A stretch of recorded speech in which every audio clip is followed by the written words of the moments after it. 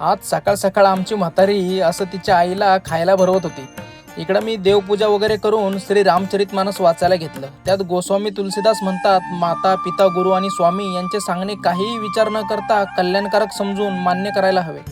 नंतर असं जेवण करत होतं तर थोडा ठसका लागल्यामुळं लेक अशी माझी पाठ बदडून काढत होती. नंतर थंडगार कलिंगड खाल्लं आणि आजीला आणायला निघालो तर लेक अशी रडत रडत मागं लागली.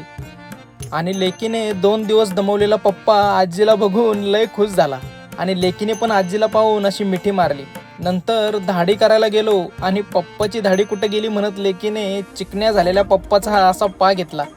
यांचं असं कांदे बटाटे खेळून झाल्यावर बायकोने चिकन्या झालेल्या पप्पाला अजून चिकनं करायला असं तोंड चुळूचुळू काढलं आणि कसला तरी लेप लावला. त्याचा उपयोग खोडीच्या लेकीला शांत करायला केला. बाकी थोडाफार फरक पडलाय, पण बिना दाढीचं 2-4 दिवस कसं तरी चालायचंच नाही का.